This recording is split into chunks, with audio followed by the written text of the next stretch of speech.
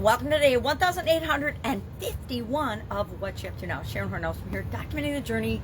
I originally started doing this little journaling vlog in, I think, 2018. It's been, 1,851 days, so divide that by 365. Tells you how long I've been doing it. Long time. I think I missed a day, Christmas 2019, when I had COVID. Actually had COVID before they knew it was COVID. And was super duper sick and still hate to admit it, but there are little lingering things, lingering irritations from that. And so I say be careful, take care of yourself, make sure you're paying attention to what's necessary.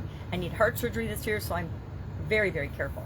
So today we talked about a couple of things. Number one, in Supersize Your Business, the idiom we talked about was cutting the cord.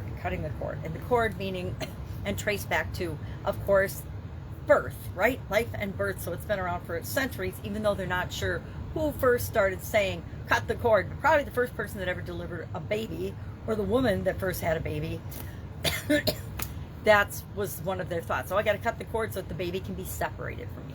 Talked about how does this apply to building and growing and supersizing our business. Well, if you ever strike out on your own, stretch your comfort zone, associate with different peoples or situations or things, or learn something new, you're cutting the cord with the past, the old, and moving on to something new. And that's imperative as we grow and build our businesses. So we talked about some different ways of doing that.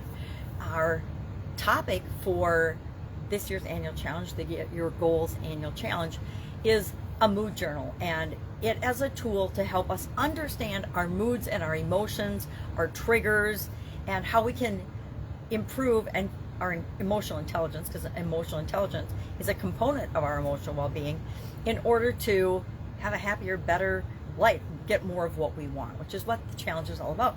Doing one thing every day to get what you want, and for me to get what I want.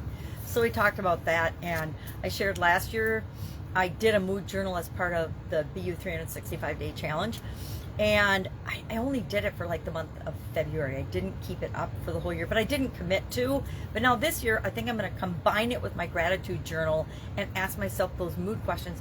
And I'm going to probably carry around a 3x5 card for a while, for a week or so, to see if that helps me to more clearly identify the moods I'm feeling the most often, the things that are triggering me to feel those moods, and see if I can't improve my emotional intelligence. Because I always want to be continually improving in different areas and aspects of my life. And if I control my emotions and my feelings and the things that are impacting me, especially with the outside stimulus, if I know what those things are that trigger me to feel, happy, sad, frustrated, excited, curious, bored, entertained, etc. If I know what those things are, I can seek out more of the triggers to get me the feelings I want versus those that create feelings and emotions in me that I don't want to experience very often.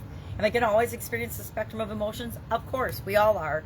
But we actually have the ability to pick and choose how we want to feel more often by who we associate with, what we do, what we listen to, what we read, what we think about, what we choose to participate in and not choose to participate in. We have a lot more personal power than we give ourselves credit for. It's a lot easier to just blame outside influences and blame the world and blame the economy and blame everything else than to take personal responsibility and say, hey, I can let this negatively impact me, or I can ask myself, does this really have a huge impact on me? Are grocery prices going up having a huge impact on me? No, they're impacting me just like everybody else, but I'm not going to let it ruin my day or my mood or anything else, right? So think about things that way and see if it doesn't help you to create what it is that you want in your life. That's it. If I can help you in any way, ask.